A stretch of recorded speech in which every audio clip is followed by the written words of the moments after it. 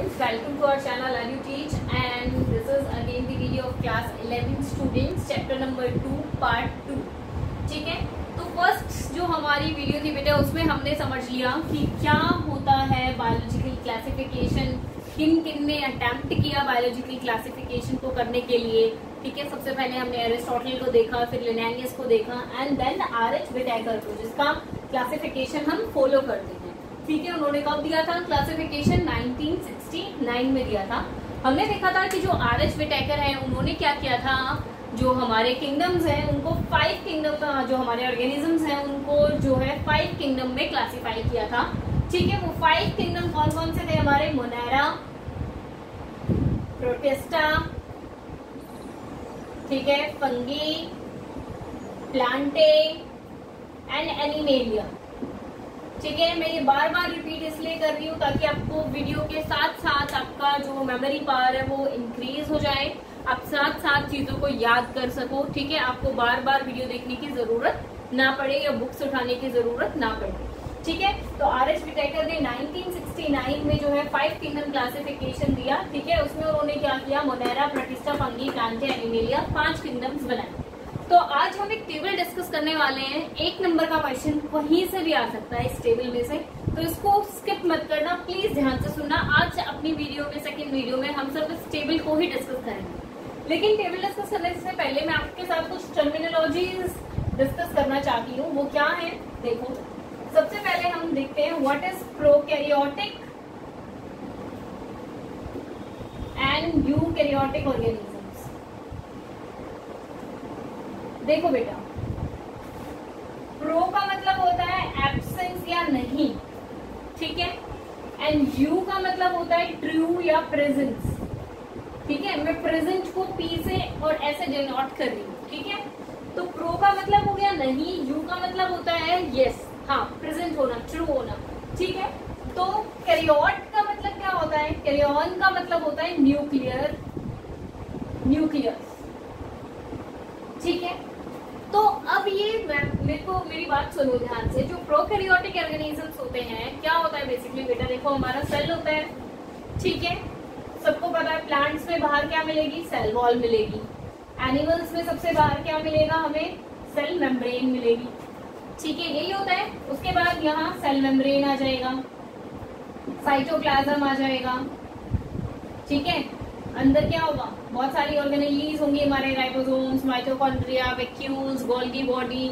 ठीक है, endoplasmic reticulum, और क्या होगा? न्यूक्लियस. ठीक है, अब जो ऑर्गेनिजम्स के न्यूक्लियस के बाहर, जिन ऑर्गेनिजम्स के न्यूक्लियस के बाहर न्यूक्लियर मेम्ब्रेन नहीं होती, उनको बोलते हैं प्रोकैरियोटिक ऑर्गेनिजम्स. ठीक है, जिनका जो जीनोम या जो जेनेटिक मटेरियल होता है वो जस्ट ऐसे ही पड़ा हुआ होता है, इसे हम क्या बोलते हैं? न्यूक्लियोइड बोलते हैं. समझ में आया? जिन ऑर्गेनिजम्स के जेनेटिक जो जीनोम, जो मटेरियल है, जो जेनेटिक मटेरियल है, ठीक है, उसके बाहर जब न्यूक्लियर मेम्ब्रेन नहीं प्रेजेंट होती है, प्रो यानी एब्सेंट जब नहीं प्रेजेंट होती है, तो हम क्या बोलते हैं? वो कौन से ऑर्गेनिजम्स है? प्रोकैरियोटिक ऑर्गेनिजम्स है. और जिनके न्यूक्लियस के बाहर मेम्ब्रेन प्रेजेंट होती है वो कौन होते हैं? यूकैरियोटिक ऑर्गेनिजम्स होते हैं. वो कौन होते हैं? यूकैरियोटिक ऑर्गेनिजम्स होते हैं. समझ में आया what is the difference between the prokaryotic and the eukaryotic organisms? Prokaryotic वो होते हैं जिनमें न्यूक्लियस के साथ न्यूक्लियर मेम्ब्रेन नहीं होती है, एंड यूकैरियोट्स में प्रेजेंट होती है. उसके बाद मैं आपके साथ डिस्कस करती हूँ मल्टी. देखो, सबसे छोटी यूनिट क्या होती है हमारी किसी भी ऑर्गेनिजम्स की? सेल. ठीक है, सेल क्या होती है हमारी? Basic structural and functional unit.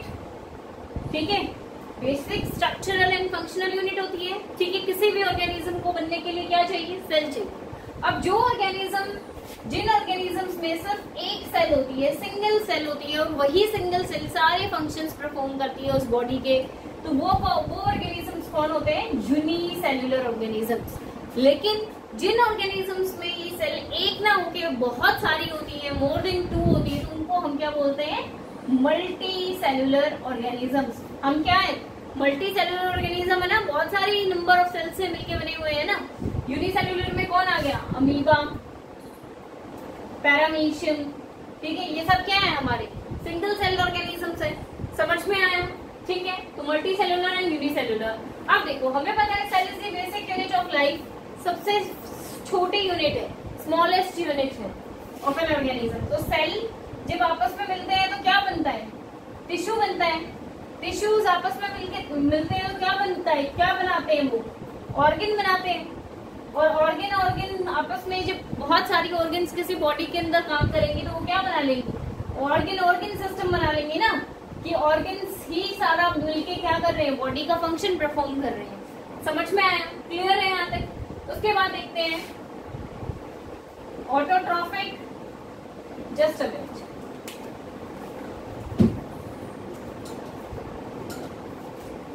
Autotrophic and heterotrophic. अब ऑटोट्रॉफिक कौन होते हैं? जो अपना खाना खुद बना लेते हैं, ठीक है, लाइक प्लांट्स।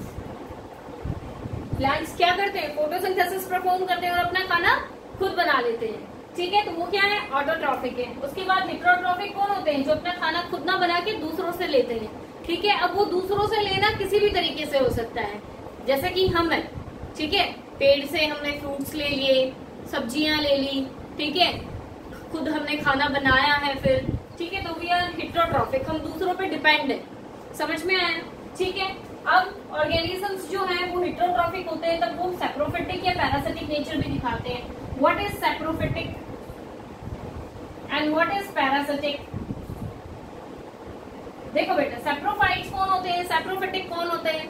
जो कि डेड एंड डिकेइंग मैटर से अपना खाना ले, जो कि डेड एंड डिकेइंग मैटर से अपना वेस्ट मटेरियल से अपना खाना कलेक्ट करें, उनको क्या बोलते हैं? Saprophytic organisms. और पैरासिटिक कौन होते हैं? जो डायरेक्टली किसी लिविंग बीइंग से जो है अपना जो है फूड लेने की कोशिश करें, ठीक है, जैसे कि हमारा अमर बेल है,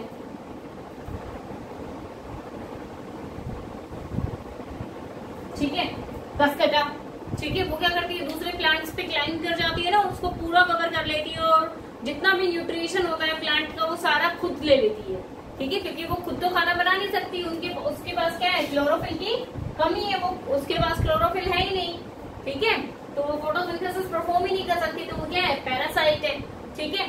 समझ में आया आपको यहाँ तक ये सारी चीजें? अब हम अपनी टेबल को डिस्कस करेंगे कि कैसे जो है आर.एच. विटाकर ने जो ये ऑर्गेनिजम्स हैं उनको क्लासिफाई किया। तो उन्होंने एक सिंगल कैरेक्टर ना लेके बहुत सारे कैरेक्टर लिए, उनको आपस में देखा, स्टडी किया, ठीक है, और तब उन्होंने ये 5 किंगडम्स बनाए, that is Monera, protista, fungi, Plantae and animalia. मुझे लग रहा है अभी तक तुम्हें याद हो गया होगा सारा, जब जो भी अभी तक हमने पढ़ा है, क्योंकि ये चैप्टर बड़ा ही लेंथी है, इसको एक साथ लर्न करने बैठोगे तो नहीं होगा लर्न, साथ साथ वीडियो के साथ साथ आप लर्न करना सीखो, ठीक है। तो सबसे पहले हम देखते हैं कि क्या क्या कैरेक्टर्स लिए आर.एच. विटाकर ने, जिनके बेसिस पे उन्होंने क्या किया, जो ये सारे ऑर्गेनिजम्स हैं उनको डाला इन किंगडम्स के अंदर। कि सबसे पहले उन्होंने देखा कि जो ऑर्गेनिज्म है उसकी सेल टाइप क्या है। अभी पढ़ी थी ना हमने सेल टाइप, प्रोकैरियोटिक, यूकैरियोटिक, ठीक है। तो सबसे पहले उन्होंने देखा सेल टाइप, उसके बाद देखा सेल वॉल कैसी है उनकी, उसके बाद देखा न्यूक्लियर मेम्ब्रेन उन्होंने, ठीक है, उसके बाद उन्होंने देखा बॉडी की ऑर्गेनाइजेशन। समझ में आया? बॉडी की ऑर्गेनाइजेशन देखी, यानी वो सिंगल सेल से मिलके बने हुए हैं, वो मल्टी सेलुलर है, वो टिश्यूज से मिलके बने हुए हैं, या ऑर्गन सिस्टम काम कर रहा है बॉडी में। उसके बाद मोड ऑफ न्यूट्रिशन उन्होंने देखा कि वो ऑटोट्रॉफिक है या हेटेरोट्रॉफिक है, सैप्रोफिटिक है या क्या है। समझ में आया? ठीक है। तो सबसे पहले हम देखते हैं मोनेरा। मोनेरा बेटा क्या है? प्रोकैरियोट्स है, ठीक है। मोनेरा के अंदर जितने भी ऑर्गेनिजम्स आएंगे वो सभी प्रोकैरियोट्स हैं, यानी उनके पास कोई न्यूक्लियर मेम्ब्रेन नहीं है, जस्ट न्यूक्लियोइड प्रेजेंट है। समझ में आया? उसके बाद वो नॉन सेल्यूलोजिक है, उनकी जो सेल वॉल हो उसमें कोई सेल्यूलोज नहीं प्रेजेंट है, ठीक है, यानी उनको हम प्लांट्स की कैटेगरी से तो बहुत दूर रखेंगे। समझ में आया है ना? ठीक है। और प्लांट्स क्या है हमारे? यूकैरियोट्स हैं, और वो क्या है? सेल्यूलोजिक है। समझ में आया? तो बहुत दूर हो गए ना मोनेरा प्लांट से। समझ में आया? उसके बाद ऑब्वियसली ये प्रोकैरियोटिक है तो न्यूक्लियर मेम्ब्रेन तो एब्सेंट ही होगी। समझ में आया यहाँ तक आपको? उसके बाद बॉडी ऑर्गेनाइजेशन, प्रोकैरियोट्स है तो ऑब्वियस सी बात है जब न्यूक्लियस मेम्ब्रेन ही नहीं है तो क्या होंगे? यूनिसेल्युलर होंगे, सिंगल सेल ऑर्गेनिजम्स होंगे, ठीक है। यहाँ देखो जहां पे प्रेजेंट है फंगी है, प्रेजेंट है, प्लांटे है, प्रेजेंट है, एनिमेलिया है, हमारे पास न्यूक्लियस मेम्ब्रेन प्रेजेंट है। तो जनरली जो हमारे जो हायर ऑर्गेनिजम्स होते हैं ना वो मल्टी सेलुलर होते हैं, ठीक है, multi cellular, we are also multi cellular. लेकिन हमारे में क्या है, ऑर्गन सिस्टम है, ठीक है। प्लांट्स में क्या है, टिश्यू ऑर्गन सिस्टम है। समझ में आया, ठीक है।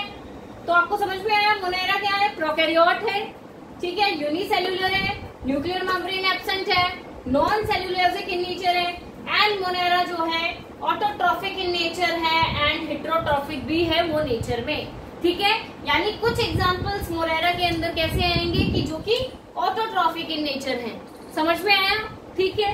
यानी वो अपना खाना खुद बना सकते हैं, लेकिन वो सभी नहीं है, ठीक है, सभी ऑटोट्रॉफिक नहीं है, हेटेरोट्रॉफिक भी प्रेजेंट है, ठीक है। उसके बाद हम देखते हैं प्रोटिस्टा, ठीक है।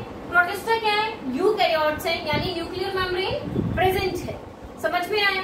अब जो सेलुलोज है वो किसी किसी में प्रेजेंट है, प्रेजेंट इन सम, ऐसा आपका कोई मेंशन नहीं है कि किन किन में, ठीक है। उसके बाद ये भी क्या है, यूनिसेल्युलर है, एंड ऑटोट्रॉफिक एंड हेटेरोट्रॉफिक जो मोड ऑफ न्यूट्रिशन है दोनों इनके अंदर है, यानी दोनों तरीके के ऑर्गेनिज्म हमें जो है प्रोटिस्टा के अंदर देखने को मिलेंगे। उसके बाद हम आते हैं फंगी पे। Fungi is also eukaryotic in nature, ठीक है, यूकैरियोटिक सेल है फंगी की, ठीक है। यानी अब यहाँ पे बेटा क्या है, फंगी के अंदर सेलुलोज नहीं प्रेजेंट होता है, क्या प्रेजेंट होता है, काइटिन प्रेजेंट होता है, ठीक है। क्या प्रेजेंट होता है, काइटिन प्रेजेंट होता है, सेलुलोज नहीं होता। यूकैरियोट है तो न्यूक्लियर मेम्ब्रेन प्रेजेंट होगी, ऑब्वियस सी बात है, मल्टी सेलुलर होंगे, ठीक है। अब जो फंगी है वो सिर्फ हेटेरोट्रॉफिक इन नेचर है, वो अपना खाना खुद नहीं बनाती, दूसरों से लेती है, ठीक है, वेदर चाहे वो सैप्रोफिटिक मेथड से ले या पैरासिटिक मेथड से ले। समझ में आया, ठीक है। सैप्रोफिटिक मेथड का एग्जांपल हम नॉर्मल अपनी डेली लाइफ में देखते हैं, ब्रेड वगैरह है, खाना है, अगर कहीं हम भूल जाएं उनको ऐसे ही रख के किसी टिफिन में बंद छोड़ दें, उनको बची हुई सब्जी है हमने ऐसे ही बाहर खुले में उसको छोड़ दिया तो तुम देखते हो उसके ऊपर फूई लग जाती है, ठीक है। That is what, that is fungi and fungi showing the heterotrophic nature. समझ में आया। उसके बाद आते हैं प्लांट्स एंड एनिमल्स। प्लांट्स क्या है हमारे यूकैरियोटिक, एनिमल्स भी क्या है, हम यूकैरियोटिक है। उसके बाद प्लांट्स में सेल वॉल प्रेजेंट होती है, एनिमल्स में नहीं प्रेजेंट होती है, ये तुम बचपन से पढ़ते आ रहे हो। अब प्लांट्स में प्रेजेंट है तो कौन सी तरीके की प्रेजेंट है, सेलुलोज प्रेजेंट है, न्यूक्लियर मेम्ब्रेन प्रेजेंट है, यहाँ पे टिश्यू ऑर्गन सिस्टम, यहाँ टिश्यू ऑर्गन सिस्टम, ये ऑटोट्रॉफिक है। एंड तुम्हें पता है एनिमल्स क्या होते हैं, हेटेरोट्रॉफिक इन नेचर होते हैं। अब हमारी बॉडी में खाना अपने आप से तो नहीं बन जाता ना, बाहर से चीजें लेके ही तो बनाते हैं ना, हम मैन्युअली करते हैं ना काम, अंदर ही तो नहीं बन जाता, ठीक है, बाहर से लेना पड़ता है ना हमें अंदर खाना। समझ में आया, क्लियर हुई टेबल, आपको रटने की कोई भी जरूरत नहीं है, समझ के याद करोगे तो इजीली आपको ये ज्यादा टाइम के लिए याद रहेगी, ठीक है।